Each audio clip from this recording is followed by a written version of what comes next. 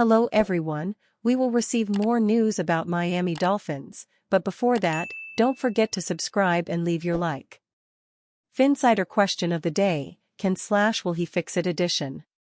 It seems that we hit every off-season and then re-enter the next season with one or more questions about the Miami Dolphins offensive line. The responsibility of addressing these offensive line questions rests primarily on the shoulders of the Dolphins' general manager, GM Chris Grier. Regardless of what the scouting department, the coaching staff, or others in the organization believe, Grier makes the final decision about on-field personnel choices. Grier has made some impressive moves and drafted well at times, though he has also taken swings and misses far too often for many fans. Many fans believe that while Grier performs well in the later rounds, he struggles at the top of the draft, especially in the first or second rounds. I often wonder if he should consider trading out of the first round and adding more later round picks where he seems to have more success. However, at some point, your GM needs to be able to make the correct picks at the top of the draft if you want to reach the next level. So tonight's question is, do you believe Grier will, or do you trust Grier to finally adequately address the offensive line before the 2025 season kicks off? If not, do you think that this will finally end Grier's time with the Dolphins? The Chiefs will go down as the greatest NFL dynasty of all time if they three-peat, Sal Paolantonio says. I'm no historian and I've only been watching the NFL for 20 years now, but the Kansas City Chiefs could potentially do something me and millions of other fans have not seen, a three-peat. There have been 9 back-to-back champions, which is still impressive and hard to achieve, but a three-peat. Insane. Since I grew up under the reign of the New England Patriots, it's hard for me to say the Chiefs are now the greatest dynasty of all time. Regardless, that hasn't stopped others from crowning the Chiefs with that title.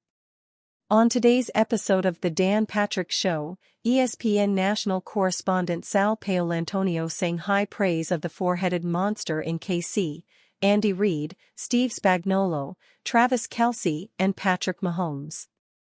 I think, if they three-peat, it will go down as the greatest dynasty.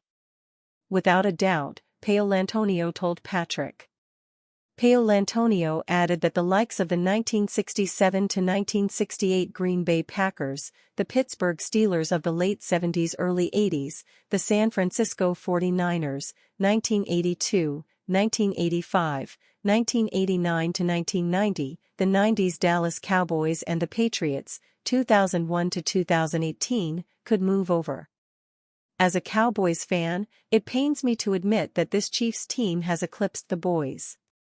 As for the Packers and Steelers, maybe I'm young and dismissive, but they have no business being ranked that high on some lists, especially the Packers in the early days of the league. There's never been much money in the NFL and this much upheaval and a 17-game season. I think this is an incredible feat if they do win the Super Bowl and have a three-peat, Paolantonio said about the NFL's climate during the Chiefs' reign. I think it will go down as the greatest quarterback-coach combination and the greatest dynasty in the NFL. That take will need to sizzle a little bit longer. Since Mahomes became the starter, the QB and Reid have a record of 89-23 in the regular season and a 17-3 record in the postseason. Tom Brady and Bill Belichick have a regular season record of 249-75, 25 postseason wins and 6 titles. Like always, time will tell where Mahomes, Reid, and the Chiefs rank in NFL history. A quarterback possibility the Dolphins should explore. The Miami Dolphins should get involved if the New England Patriots decide to move their quarterback project. The quarterback position is a hot topic for the Miami Dolphins this offseason because of Tua Tagovailoa's recurring injury issues, the lack of a good backup solution, and an uncertain future at the position. While the focus should be about securing a veteran backup for the 2025 season, and some have suggested the team select a potential quarterback of the future in the 2025 NFL Draft, there might be another avenue worth exploring this offseason. It comes in the form of a report from longtime NFL writer Greg Bedard of the Boston Sports Journal suggesting there's increasing belief around the NFL that the New England Patriots would look to trade 2024 sixth-round pick Joe Milton III this offseason. The Patriots figure to be set at quarterback for several years with Drake May, the third overall pick in the 2024 draft, whose flashes of big-time ability as a rookie were a bright spot in an otherwise dismal season for New England. Milton, on the other hand, was a unique quarterback prospect last year with off-the-charts physical traits but enough warts that he wasn't drafted until the sixth round and remains far from a sure thing to become a quality NFL quarterback.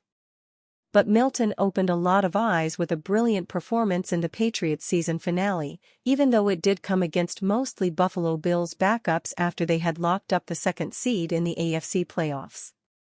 The thought, Bedard writes, is that the Patriots could land as much as a third-round pick for Milton, in large part because of what is considered a rather mediocre quarterback class in this draft. Milton represents exactly the kind of quarterback prospect who always should stand out beyond the top tier, simply because of the really high ceiling his physical attributes offer. There's clearly risk involved, otherwise he wouldn't have been picked in the sixth round, and it's possible his performance against Buffalo in the 2024 finale was a one-time thing and he struggles more often than not. But, as they say, no guts, no glory.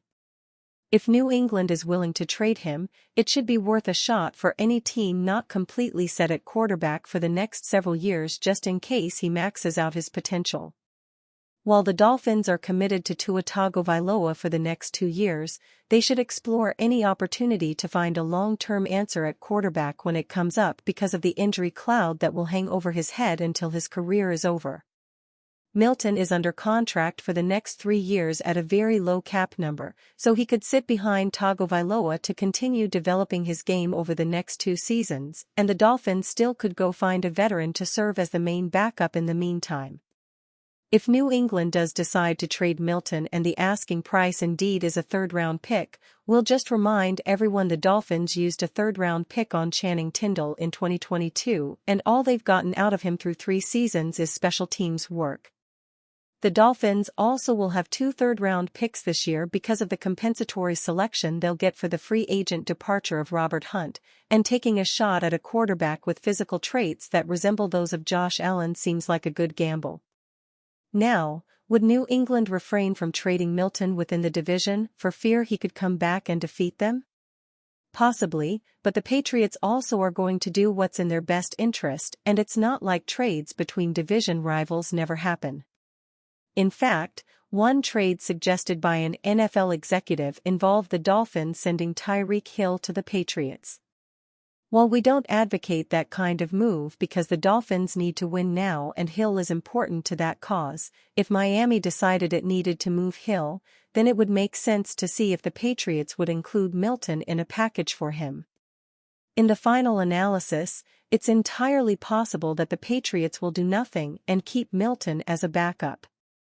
But if they do shop him, the Dolphins at the very least owe it to themselves to explore that possibility. And are you a fan? What do you think of Joe Milton's situation? Leave your opinion in the comments.